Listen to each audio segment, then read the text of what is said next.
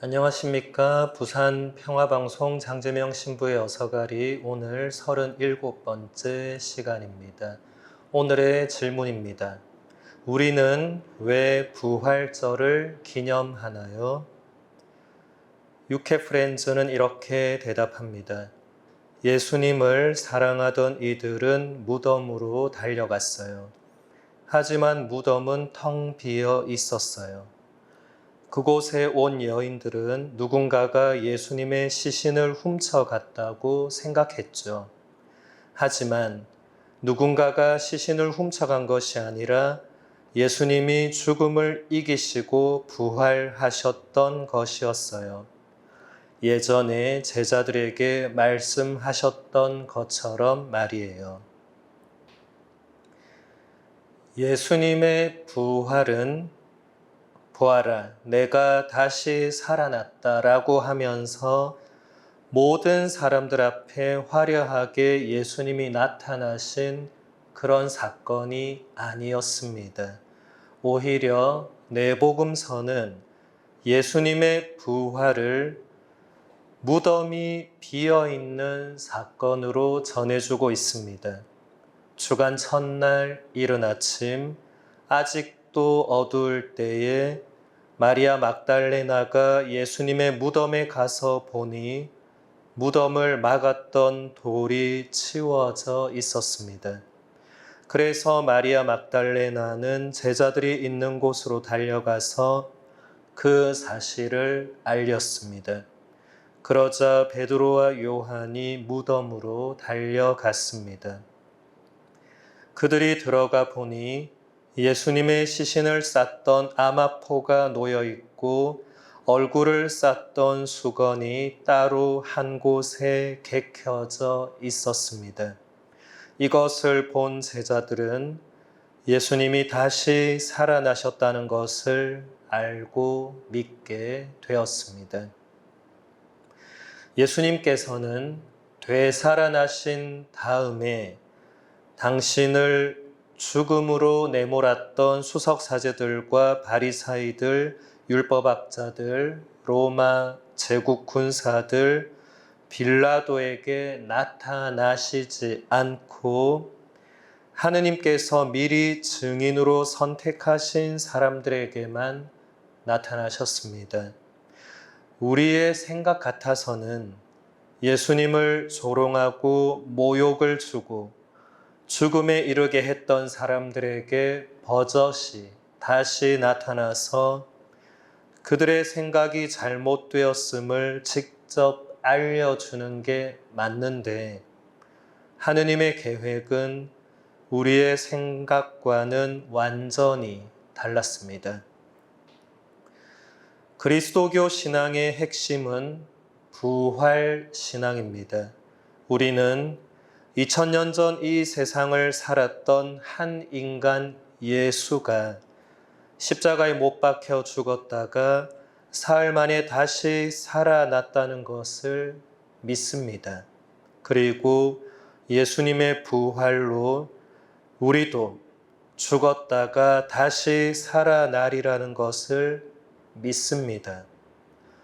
예수님의 부활이 없었더라면 그리스도교는 존재하지 않았을 것입니다. 그저 우리가 기억하는 많은 위인들처럼 예수라는 인물도 역사에 그렇게 남았을 것입니다. 그러나 예수님의 부활하심으로 그분은 더 이상 훌륭한 인물 정도가 아니라 하느님께서 이 세상에 보내신 외아드님이시며 구약 성경에 예언된 바로 그 메시아라는 것이 드러나게 되었습니다. 죽었던 사람이 되살아난다는 것, 이것은 우리 인간이 상상할 수도 없는 일입니다. 우리는 한 번도 그런 일을 경험해 본 적이 없기 때문입니다. 모든 사람이 죽지 않고 오래 살기를 바라지만 결국은 다 죽어야 했고 죽음으로 모든 것이 다 끝이었습니다. 죽음 이후에 무엇이 있는지 사람들은 알지 못했고, 그래서 예수님 이전에는 부활 신앙이라는 것도 명확하게 존재하지 않았습니다. 그러나 예수님이 오셔서 이 모든 것을 완전히 뒤집어 놓았습니다. 예수님은 이미 살아계실 때 죽었던 사람을 되살아나게 하셨습니다. 회당장 야이로의 딸이 죽었을 때 예수님께서는 야이로의 집에 가셔서 죽은 소녀의 손을 잡고 탈리타 쿰 하고 말씀하시자 소녀가 곧바로 일어나서 걸어 다녔습니다. 이것을 본 사람들은 모두 몹시 놀라서 넋을 잃었다고 전해집니다. 또 한 번은 예수님께서 나인이라는 고을에 가셨는데 마침 사람들이 죽은 사람을 메고 나오고 있었습니다. 그는 외아들이었고 그 어머니는 과부였습니다. 예수님께서는 슬퍼하는 과부를 보시고 가엾은 마음이 드시어 과부에게 울지 마라 하고 위로하신 다음 젊은이야 내가 너에게 말한다 일어나라 하고 말씀하셨습니다. 그러자 죽은이가 일어나 앉아서 말을 하기 시작했습니다. 이것을 본 사람들은 모두 두려움에 사로잡혀 하느님을 찬양하면서 하느님께서 당신 백성을 찾아오셨다고 말했습니다. 또 한 번은 마르타와 마리아의 오빠인 라자로가 죽었을 때 이미 라자로가 죽어서 동굴 안에 묻혀 있었는데도 예수님께서 동굴 앞에서 큰 소리로 라자로야 이리 나와라 하고 외치시자 죽었던 라자로가 손과 발은 천으로 감기고 얼굴은 수건으로 감싸인 채 나왔습니다. 이것을 본 많은 사람들이 예수님을 믿게 되었습니다. 또 예수님께서는 5,000명이 넘는 군중을 빵 5개와 물고기 2마리로 배불리 먹이신 뒤에 당신을 찾아온 군중들에게 이렇게 말씀하셨습니다. 내 아버지의 뜻은 그분께서 나에게 주신 사람을 하나도 잃지 않고 마지막 날에 다시 살리는 것이다. 내 아버지의 뜻은 또 아들을 보고 믿는 사람은 누구나 영원한 생명을 얻는 것이다. 나는 마지막 날에 그들을 다시 살릴 것이다. 또 예수님께서는 제자들을 가르치시면서 이런 말씀을 하셨습니다. 나는 양들이 생명을 얻고 또 얻어 넘치게 하려고 왔다. 나는 착한 목자다. 착한 목자는 양들을 위하여 자기 목숨을 내놓는다. 나는 양들을 위하여 목숨을 내놓는다. 아버지께서는 내가 목숨을 내놓기 때문에 나를 사랑하신다. 그렇게 하여 나는 목숨을 다시 얻는다. 그리고 예수님은 제자들에게 당신의 순환과 죽음과 부활을 3번이나 예고하시면서 이렇게 말씀하셨습니다.